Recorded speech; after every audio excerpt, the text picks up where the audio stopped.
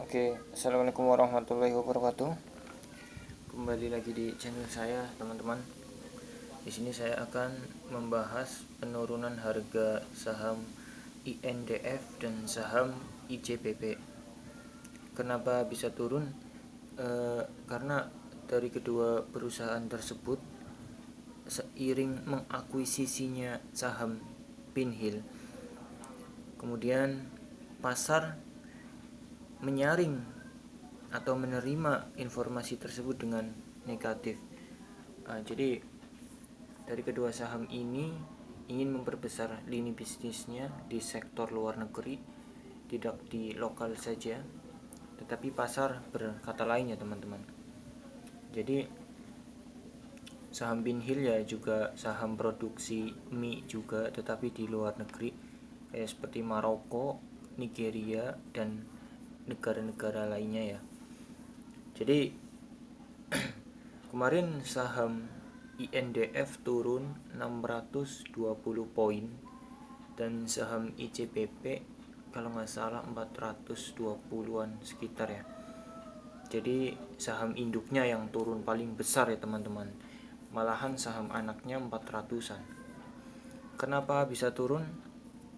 Karena dari kedua maksudnya dari perusahaan Indofood sendiri membeli saham Pinhill dengan cara mengakuisisinya itu dengan cara berhutang di bank ya, dananya ya sebesar 44 triliun kalau nggak salah. Itu besar sekali ya teman-teman. Jadi pasar itu menganggap bahwa ini sangat cukup beresiko, ini mungkin tidak bisa, cara gampangnya itu perusahaan Indofood main besar, ini main-main sekali nih. Tetapi dengan keputusan seperti itu, secara internal saham atau perusahaan Indofood sendiri sudah menghitung-hitung ya teman-teman. Dari tujuan itu untuk memperbesar lini bisnisnya, untuk menggerakkan roda ekonomi luar negeri, untuk memperbesar masukan. Jadi ya secara tidak langsung itu tujuan mereka, tetapi investor melihat semua ini karena dari sisi pendanaannya ya, dengan cara berhutang di bank, sehingga mereka berpikir dari mana mereka akan mengembalikan uang sebesar itu ke bank. Jadi perusahaan Indofood otomatis sudah menghitung-hitungnya, dan seiring turunnya harga, ketika perusahaan Indofood pinjam uang sebesar itu di bank, artinya bank juga sudah hitung-hitungan, sudah melakukan proses perhitungan ya, kenapa sampai bisa di ACC perusahaan Indofood pinjam sebesar itu.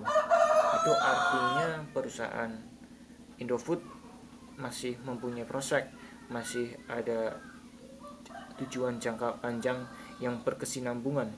Artinya bank sudah menghitung secara matang, sehingga bank dengan mengeluarkan dana sebesar itu untuk dana talangan, bank tidak masalah. Tetapi di sini saya akan membahas investornya.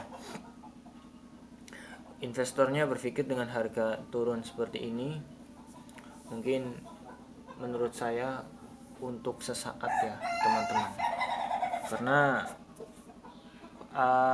seperti yang pepatah bilang, pepatah atau apa saya lupa ya, jangan menangkap pisau yang jatuh. Itu artinya kita lihat dulu menangkap pisau yang jatuh yang bagaimana ini ya. Ketika harga turun dan semakin turun kita nggak tahu ya, tetapi otomatis kalau harga turun kan sedang proses bearish ya teman-teman. Jadi dari kita yang bisa menganalisa, yang berani mengambil keputusan, sudah menghitung resiko yang akan kita terima, kita boleh masuk atau kita boleh pikir-pikir terlebih dahulu. Karena mengingat dari nama saham Indofood sendiri dan ICBP sendiri sudah tidak asing lagi di telinga kita ya teman-teman. Di sini produksi makanan Indomie, makanan super mie, mana sih yang nggak tahu mie di Indonesia? Semua orang suka, ya, semua orang gemar. Bahkan mie bisa disiapkan di kopi-kopi, warung kopi kecil, di supermarket, di mana ada mie. Maka itu kita harus berpikir, menganalisa secara mendalam, ya, karena saham ini saham kuat, termasuk juga saham blue chip ya.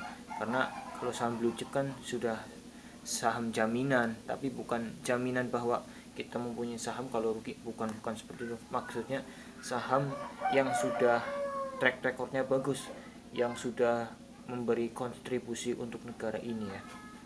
Jadi dari penurunan harga tersebut kita harus ambil sisi positifnya di mana, sisi negatifnya kita harus hitung-hitung, jangan sampai kita kebablasan juga ya.